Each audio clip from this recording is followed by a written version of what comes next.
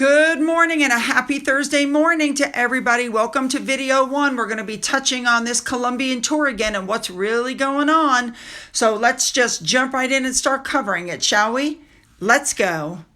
We're going to jump in and talk about this Colombia Trick. Now, what has been pointed out is let's not forget that when they were in South Africa and Meghan said, I am here as a woman of color and I'm here as your sister. And then she went to Nigeria where she's no longer representing the crown. You guys remember that? But she claimed that she's part Nigerian and she was, discovering her roots. And now Harry and Meghan are going to Colombia. And the question that everybody wants to know is why? The spotlight will not be there on behalf of the British government. They are no longer working members of the royal family. They're not known to be, representing a particular charity. They have no public history or heritage in the country. They're getting no advice from the British Foreign Office. Do you guys remember when Meghan was going on her first royal tour with Harry before she announced her pregnancy? She had this big binder she was holding in front of her. Those are the briefings and guidance that come for all official royal tours. And now here we are right before they're due to arrive in Colombia, and the trip is already generating controversy. What's being said is that Harry and Meghan are being manipulated by a government that is drowning in scandal. We've already discussed that earlier, what the scandals are. But in my opinion, there are several personal reasons why Harry and Meghan chose to accept this invitation to go to this very dangerous country. Several members of the royal family have already gone to Colombia, but they went way earlier.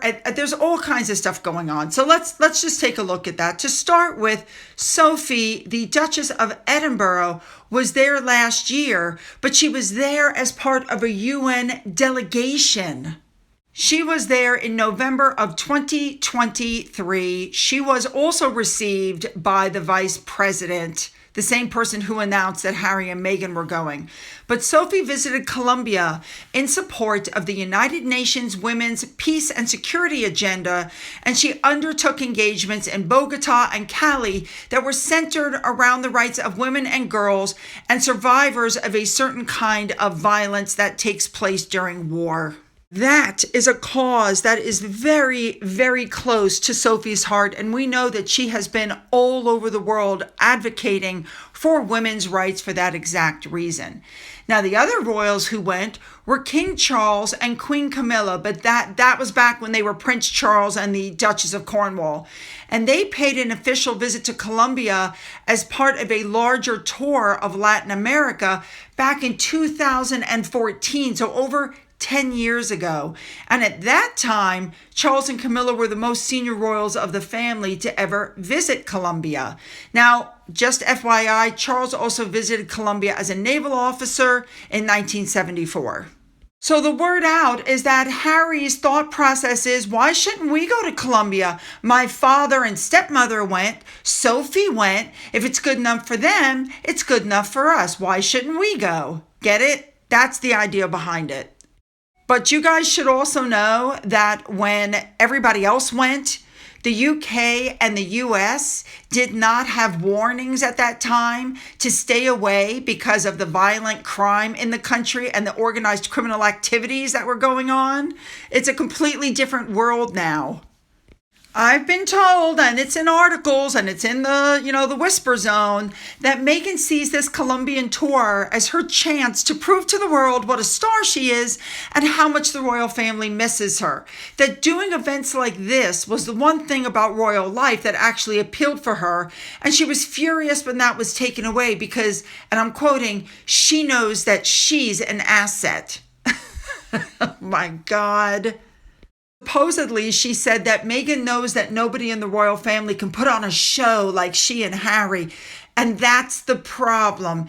The royal family doesn't put on a show. She does. The royal family gets out there, highlights other charities, shows love and compassion, which is something that Meghan sees as an act, and that's the problem. So when they left, apparently, it's being reported, they asked if they could still represent the family on tours, and they were denied. So she sees this trip as the absolute ultimate revenge. Now, the other story that's coming out, which I have no trouble believing because we all know that Harry wants Meghan to achieve her dreams, is that Harry wants to elevate Meghan Markle to a status, according to her, with their quasi-royal tour of Colombia. One of the authors drew a comparison between Harry and Meghan and Wallis Simpson and the King, the Duke and Duchess of Windsor, when they went to Germany in 1937, less than a year after the King had abdicated. They accepted an invitation to go see Hitler because the King, or the former King, was so hurt and angered by the way that Wallis Simpson had been rejected by the royal family, he wanted her to experience the pomp and ceremony of a royal tour. He wanted her to be addressed as HRH. He wanted people to curtsy, to her. Now, they're not saying that Harry wants the pomp and ceremony of a royal tour, but he wants to elevate Meghan to a status that he thinks should be accorded to her.